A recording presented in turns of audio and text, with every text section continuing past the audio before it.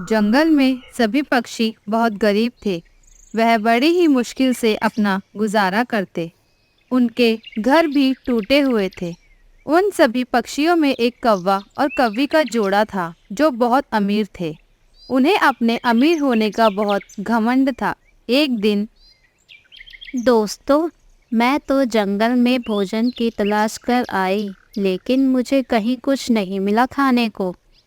हाँ मीना, मैं भी गया था भोजन ढूंढने, पर मुझे भी कहीं भी कुछ भी नहीं मिला। भोजन तो भोजन, हमारे तो घर भी ठीक करने के लिए कहीं कोई तिनका भी नहीं मिलता। और ठंड देखो तो दिन ब दिन बढ़ती ही जा रही है। दोस्तों, लूसी ठीक कह रही है। हमें ना तो भोजन ही ठीक से मिलता है और ना ही हमारा घर ठीक है।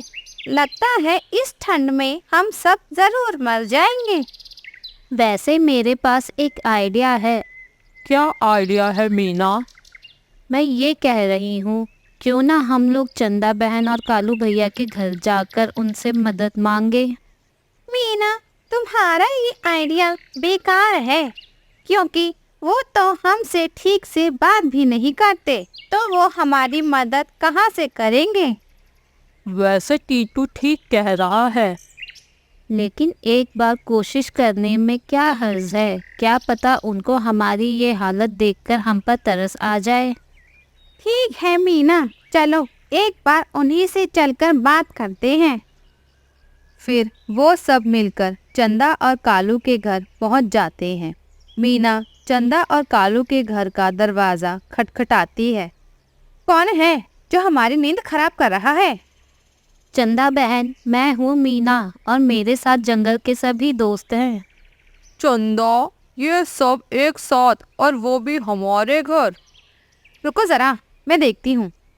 फिर चंदा दरवाज़ा खोलती है और मीना से कहती है, क्या हुआ गरीबों, तुम सब हमारे घर क्या कर रहे हो?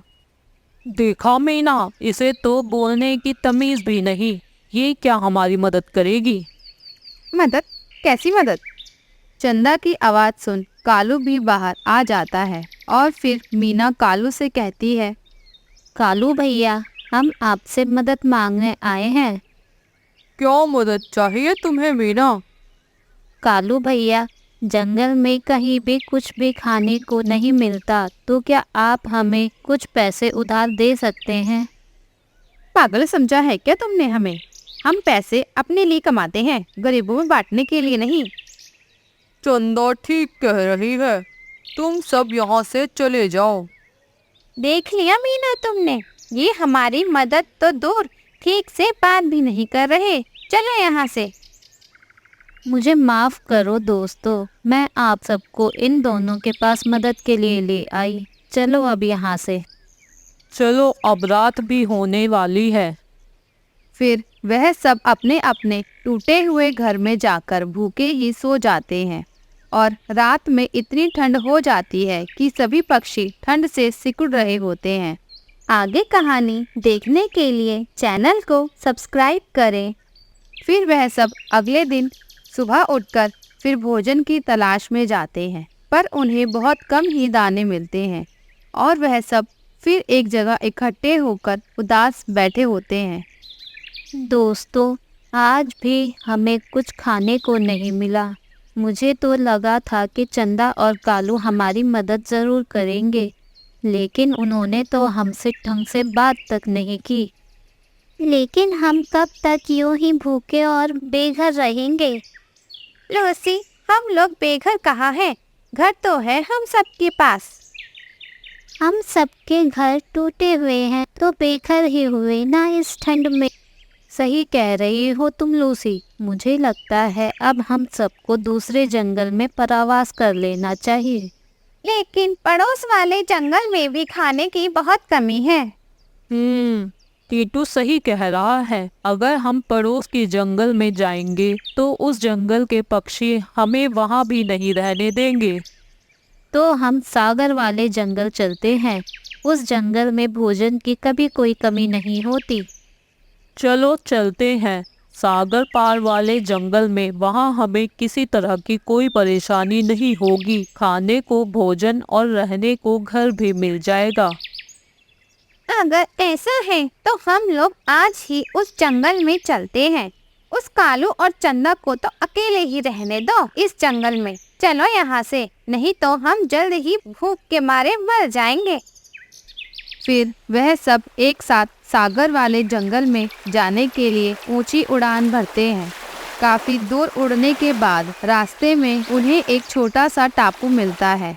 अब शाम भी हो चुकी थी। फिर मीना कहती है, दोस्तों अब तो रात होने वाली है। मुझे नहीं लगता आज हम दूसरे जंगल में समय पर पहुंच पाएंगे, तो हम आज की रात इस टापू पर ही बिता लेते हैं। हाँ मीना, तुम ठीक कह रही हो। हम सब आज रात यहीं बिता लेते हैं, लेकिन हमें भोजन तो ढूंढना ही पड़ेगा। तो चलो हम सब मिलकर भोजन ढूंढते हैं। फिर वह सब अलग अलग होकर उस टापू पर भोजन की तलाश करने लगते हैं और उन्हें वहाँ थोड़ा भोजन मिल जाता है। टीटू जहाँ भोजन ढूंढने जाता है उसे वहाँ पर एक टूटा हुआ सा घर दिखाई देता है। अरे वाह, यहाँ तो रात बिताने के लिए एक घर भी मिल गया। टूटा हुआ है तो क्या हुआ, हम सारे दोस्त आज रात यहीं बिता लेंगे। मैं अभी जाकर सबको बुला कर लाता हूँ। टीटू जल्दी से अपने दोस्तों के पास जाता है। दोस्तों, मुझे यहाँ पर आज रात बिताने के लिए एक घर मिल गया है। इस भारी ठंड से बचने के लिए तो वो घर ठीक है। अच्छा टीटू भैया, ये तो बहुत अच्छी बात है। तो फिर हम सब उस घर में चलते हैं। तो फिर देरी किस बात की, जल्दी चलो, रात होने वाली है। वह सब टीटू के पीछे पीछे उस घर की तरफ चले जाते हैं और वहां पहुंचकर गिल्लू बोलता है, टीटू, ये घर तो टूटा हुआ है, हमारे पहले वाले घरों की तरह। दोस्त, घर टूटा हुआ है तो क्या हुआ, हमें तो रात बितानी है यहाँ, और कल सुबह हम सब वैसे भी दूसरे जंगल में जाकर नया घर बना लेंगे। हाँ गिल्लू भैया, टीटू भैया ठीक कह रहे हैं। फिर वह सब उस घर के अंदर चले जाते हैं और उस घर में जाकर वह सब घर को अंदर से देख चौंक जाते हैं। अरे टीटू भैया, ये घर तो अंदर से कितना अच्छा है और इस घर के घोंसले भी कितने नरम हैं। मीना, मैं तो इस घर को साधारण समझा था, लेकिन ये तो अंदर से कितना अच्छा है। सच में टीटू यार, यहाँ तो आकर मेरी सारी ठंड ही चली गई। अब मुझे जरा भी ठंड नहीं लग रही। हाँ, आप ठीक कह रहे हो। चलो आज की रात तो आराम से बिताएंगे और सोने के लिए नरम घोंसले भी हैं। चलो हम सब भोजन कर लेते हैं। फिर वह सब अपना अपना भोजन एक जगह इकट्ठा कर खाने लगते हैं, लेकिन उन्हें भूख बहुत जोरों की लगी होती है। फिर टीटू और गिल्लू बोलते हैं, दोस्तों, मुझे तो अभी भी भूख लग रही है। और मुझे भी बहुत भूख लग रही है अभी भी। लेकिन हम लोगों के पास जो खाना था वो सब तो खत्म हो गया। अब तो हमें सुबह होने का इंतजार करना पड़ेगा। कोई बात नहीं, मैं जरा उस घड़े में पानी देख कर आता हूँ, बहुत प्यास लग रही है अब। फिर टीटू उस घड़े के पास जाकर पीने के लिए पानी देखता है, लेकिन उस घड़े में तो पानी के बदले सेब, केले, अमरूद, आम दिखते हैं। टीटू ये सब देख बहुत खुश हो जाता है।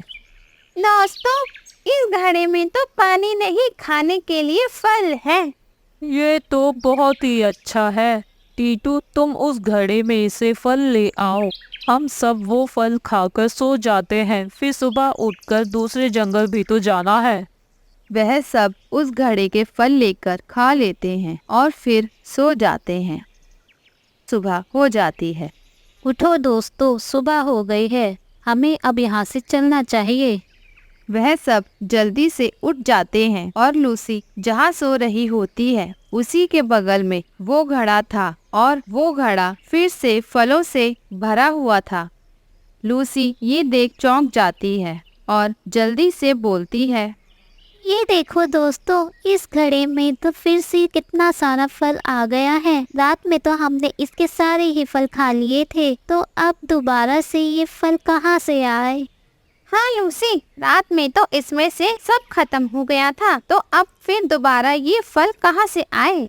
मीना घर और घड़े का ये चमत्कार देख समझ जाती है कि वो घर कोई साधारण घर नहीं, वो जादुई घर है और वो घड़ा भी जादुई है जिसका भोजन कभी खत्म नहीं होता। फिर मीना सबको कहती है, दोस्तों, क्या आपको अभी तक ये समझ नहीं आया कि ये घर और घड़ा कोई साधारण नहीं बल्कि जादुई है? अब हमें दूसरे जंगल में जाने की जरूरत नहीं।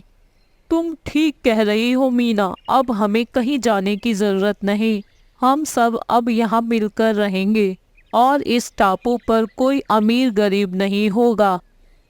फिर वह सब मिलकर उस घर में बड़े ही आराम से और प्यार से रहते। प्यारे दोस्तों, और कहानियाँ देखने के लिए चैनल को लाइक, शेयर एंड सब्सक्राइब करना ना भूलें।